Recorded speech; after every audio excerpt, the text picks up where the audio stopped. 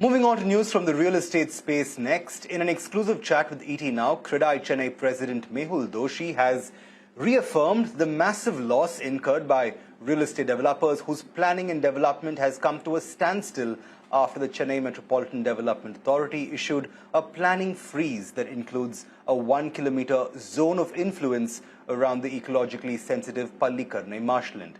The CREDAI boss added that it wasn't just developers but also smaller landowners whose titular lands now fall under this zone.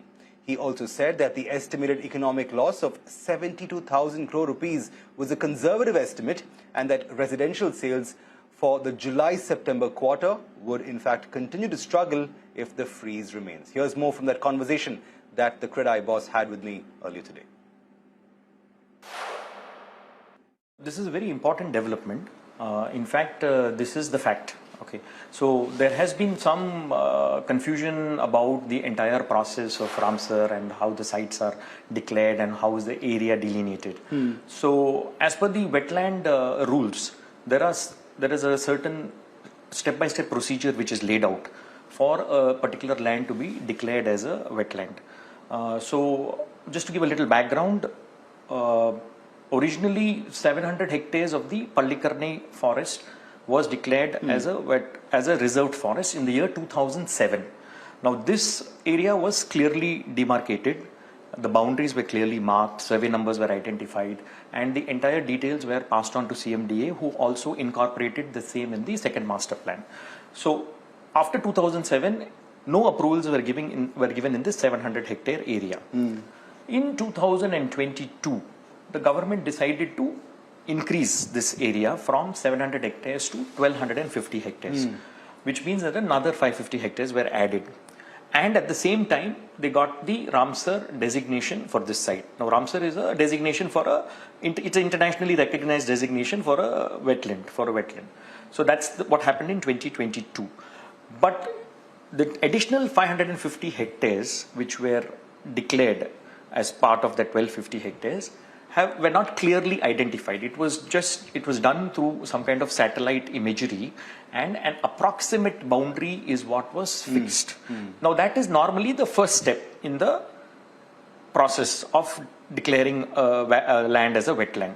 Subsequent to that, they are supposed to do something which is called ground truthing. Now, what is ground truthing is identifying the exact survey numbers which are part of the 550 hectares. Right. After doing the ground truthing, they are supposed to call for public consultation. They are supposed to release all the details to the public and they ask for any objections. And then after that only the government has to notify the area as a wetland, as the exact land. So here, as I said, what happened is since 2022, only the first step has been achieved. All the remaining steps are pending. So now that is what has led to all this confusion. Absolutely. Yeah. So that makes it all the more crucial as to why this sudden demarcation of 1 kilometer as a zone of influence around this Ramsar water body that we've been discussing has become such a contentious issue. Exactly. For the benefit of our viewers and to help us understand what the issue is, could you quantify as to how much of an impact this sudden order or the sudden demarcation has caused to the industry itself? I believe at a conservative estimate, 72,000 crore rupees worth of economic activity stalled in the zone of influence around the Ramsar site? Yeah, 72,000 is a very, very conservative estimate, I would say, because that is a number which we were kind of able to generate with feedback from our CREDAI members and maybe a little portion of the builder community. But this is not only affecting the builder community, it is also affecting starting from small individual landholders who hold 1 ground, half a ground, and going up to big industries also in that area, IT parks. So it affects everything. So initially the thought was that this affects only new projects, because the NGT order actually said that till the actual boundary is demarcated, they directed CMDA not to give any new approvals. But subsequently, over a period of time, some interpretations have been taken by banks and financial institutions, and it is being applied even to ongoing projects. Or now suppose if somebody has a piece of land and they want to use that land as a mortgage to raise some funds for their child's wedding or child's education, banks are not giving mortgage loans because the underlying security, they are not very comfortable if it is in the 1 kilometer influence zone. So as I said, 72,000 crore is a very, very conservative estimate. I think the impact will be much more. Right. Mr. Mehul, I want to talk about the situation on the ground with regard to this significantly large zone of influence that has been demarcated, by the Wetland Authority, the CMDA as well. Yeah. Essentially, what you've seen or what you've been seeing within this zone is a massive metro rail expansion project, construction for which is ongoing. You're seeing multiple hospitals, government institutes, government-owned electronics corporation, SEZ land yeah. and SEZ, yes. and multiple residential projects surrounding this itself. Correct. It almost seems like a contradiction Yeah. that a land that is being designated as ecologically sensitive, Yeah. where planning has been suspended, is now being seen as a wetland that needs conservation long after so much development has already taken place. I mean, how does this all add up really to not just the developer, but let's say an end consumer as well, who's looking to buy real estate, but must now contend with this red tape of sorts, so to speak. Exactly. So that's what we've also been saying. As I said, in 2007, the land was like clearly demarcated. So if the land is demarcated clearly, and if people are made aware of it, obviously no kind of approvals will be given in that area, no kind of development will happen. But if you remember, remember correctly, it was actually the government which started encouraging development along the old Mahabalipuram road by starting the tidal park as in the late 90s. Right. So that was actually which spurred development on old Mahabalipuram road. Otherwise, that was actually a forgotten part of Chennai. So over the period of time, it has become one of the most important growth corridors of Chennai, and it continues to be a growth corridor of Chennai. So the development has happened on all patta lands, on all lands where all the approvals have been given by all the various government departments. So all this development which has happened over the years has all happened legally. Now, this confusion has happened because the government has delayed in identifying these 1250 hectares.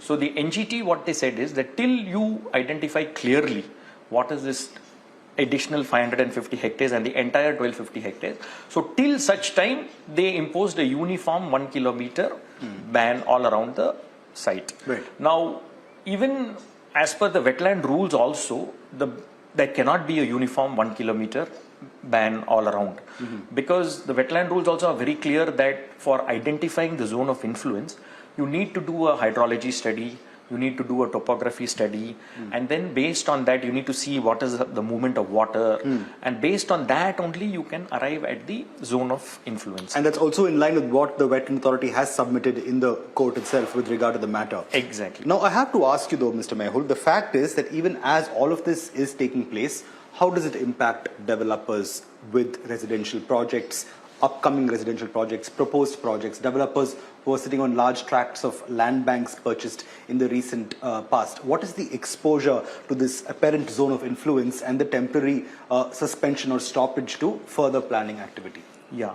So actually, as far as the 1 kilometer zone, just getting back to that 1 kilometer zone again, so even the NGT had kind of declared this 1 kilometer zone relying heavily on a report prepared by an NGO called Care Earth Trust. Right. Now the Care Earth Trust report also, if you go through actually, they have done a study of the 1 kilometer all around the marsh. But they have clearly mentioned in the report itself, saying that being a highly urbanized area, it is not possible to have a uniform 1 kilometer buffer. But as I told you earlier, hydrology, topography studies, etc. have to be done, and only based on that the zone of influence can be fixed. Okay, so that is as far as the zone of influence is concerned. Now coming to the impact. Now first of all, it's not only the builders who are impacted, it is also all these people who have small bits of land, half a ground, 1 ground, who have purchased plots. In the last 2-3 years, the demand for plots in Chennai has been exceptional, as you'll be aware. A lot of people are buying a lot of plots.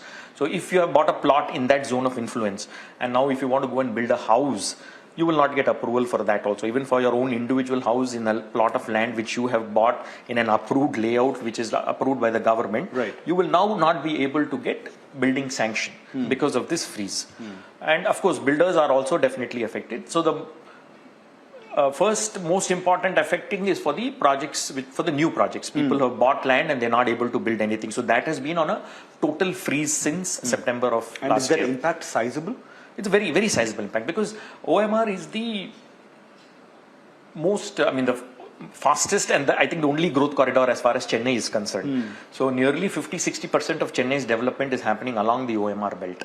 So if there is a freeze on the OMR belt, automatically it will be a sizable impact. There's no doubt about it. Right. Yeah. And the impact, of course, like we were mentioning and discussing a little while ago, isn't just restricted to developers who have land parcels for future development. Yes. It's also developers who are conducting ongoing sales despite getting all planning permissions and approvals, but whose end consumers or end users or home buyers haven't been able to secure loans given the fact that projects fall within this zone itself. How problematic is that, Mr. Mehul, for the industry? Exactly. So as the NGT order is very clear. It talks about asking CMDA only not to give any further approvals. But banks seem to have gone one step further. Exactly. So initially for the first 5-6 months, the ongoing projects didn't have any problems. Banks were disbursing loans for ongoing projects also.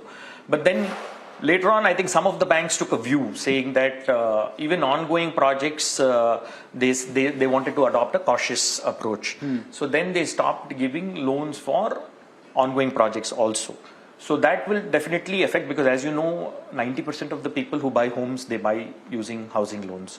So if home loans are not given, then automatically the sales will definitely fall, which will again affect the progress of the projects because developers rely on customer inflows also for development apart from whatever construction funding they may have taken for the projects. A sizable inflow from the customers also helps in completing the project. So if that inflow gets affected, then definitely that will also have an impact. Right. Yeah.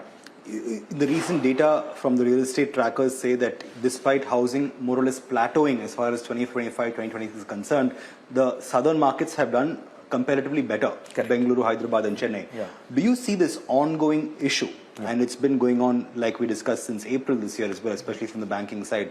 Could this have an impact on the volume of sales? You mentioned 50-60% of Chennai's real estate happens on the OMR, a large part of which within this belt. Yeah.